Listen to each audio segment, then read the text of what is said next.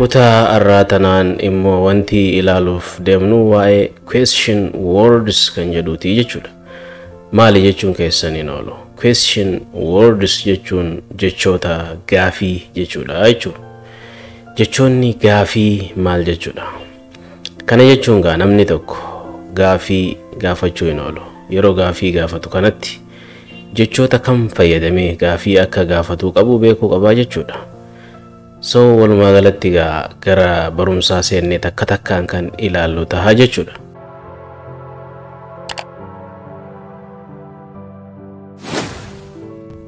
So inni jalqabaa isa who jedhu kana jechuudha. Who jechuun maal jechuudha?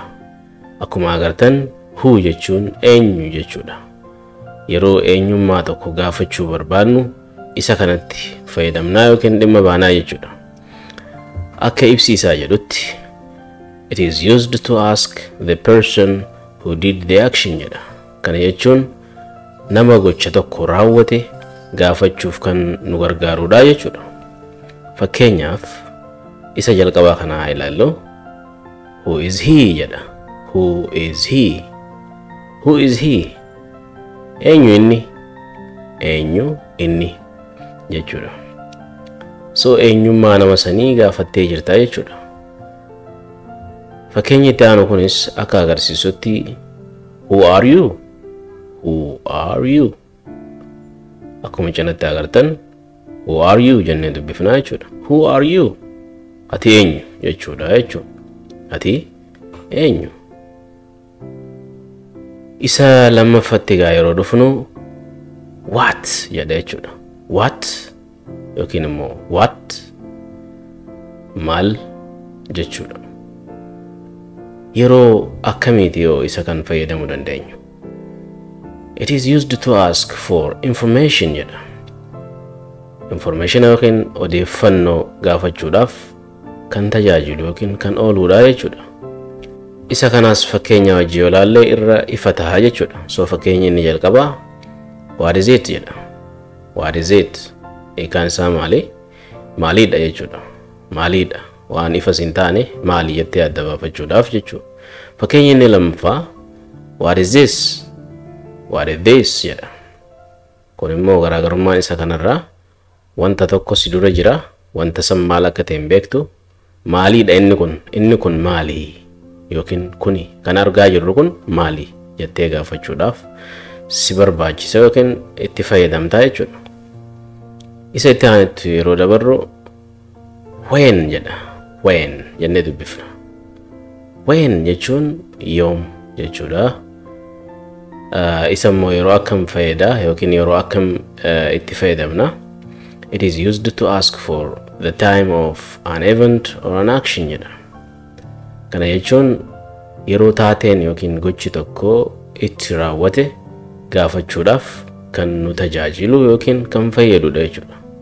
Akkuma asirraa agartan yeroo jettanii yoo qabattan yeroo tam keessa akka gochi tokko ta'e gaafachuudhaaf kan nu fayyadu when isii jettan jechuudha. When isa kanas fakkeenya wajjin yeroo ilaallu fakkeenyi isaa kana jedha. When will the meeting start? Diimaadhaan kan barraa'e akka sagaleen as keessaa baatutti jechuudha yookiin akkaataa jechoonni asirra jiranitti jedhamudha. When jennaan isa kana will the meeting start? Walirratti yeroo jennu when will the meeting start? Walga'iin yookiin walga'ichi yoom eegalaa jechuudhaaf. Fakkeenyi inni itti aanu when does the plane leave jedha. When does the plane leave jedha. Akkaataan itti dubbistan isa diimaa agartan kana when does the plane leave jedha. Hiikaan isaa xayyaarichi yoom baha. Xayyaarri yookiin xayyaarichi yoom baha yeroo xayyaarri itti bahu gaafachuudhaaf jechuudha. Inni afuraffaadhaa where jedha. Where akkaataan itti dubbisnu isa kana where jennee dubbisna. Eessa jedha. It is used to ask for the location jedha. Location jechuun iddoo yookiin bakka wanti sun itti taate gochi yookiin immoo wanti takka itti raawwate gaafachuudhaaf yookiin iddoo wanti takka jiru gaafachuudhaaf nu fayyada jechuudha. Fakkeenyaaf yoo akkana jenne where do you live? Where do you live jettee nama tokko yeroo gaafattu ati eessa jiraattaa jechuudha. Ati eessa jiraatta. Inni itti aanu where is the cave of Sof Umar jedha. Sof Umar namni hin beekne hin jiru.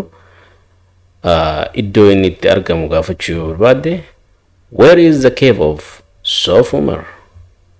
Kana jechuun yeroo takka takkaan jennu where is the cave of Sof Umar? Hiikaan isaa akkuma beektan cave jechuun holqa. Holqi Sof Umar eessa jira jettee gaafachuudhaaf jechuudha. Inni shanaffaan why jedha. Why? Maaliif jechuudha. It is used to ask for a reason or cause jedha. Sababa wanti tokko ta'eef gaafachuudhaaf kan tajaajilu jechuudha. Okay? So fakkeenyi isaa maal fakkaata? Why is he crying? You know? Why is he crying? Akkaataan itti dubbisnu why is he crying jedha. Walirratti yeroo dafnee jennu why is he crying? Why is he crying? Maaliif boo'aa jira jechuudha. Nama tokko kan taa'ee booyu yeroo argitan sababa inni itti booyuuf gaafachuudhaaf jechuudha akka fakkeenyatti. Fakkeenyi inni lammaffaa why is he yawning? Why is he yawning jedha. Yawning jechuun amamootu jechuudha. Kana jechuun yeroo wanta if barsiste tokko dhiiftu wanta akka bunaa yookiin immoo yeroo hirribni si qabu kan jennu jechuudha. Gocha nuti agarsiisnu san jechuudha. Maaliif amamootaa jira namni wayii tokko yoo simaddii taa'ee akkas kan jedhu ta'e ati yoo gaafachuu barbaadde nama simaddii jiru tokko why is he yawning? Maaliif amamootaa jira inni jettee gaafachuu dandeessaa jechuudha. Maybe namni sun si deebisuudhaaf because he needs something to drink. Wanta dhugu wayii barbaadeeti jedhee si deebisuu danda'a jechuudha. Okay, isa itti aanutti yeroo dabarru which jedha. Which isa kana akkas jennee dubbifna. Kam jechuudha hiikaan isaati. It is used when there is a choice jedha. Kana kan fayyadamnu yeroo filannoon yookiin wanta kam keessaa kam filatte jedhee namni filannoo si dura qabu kan tajaajilu jechuudha.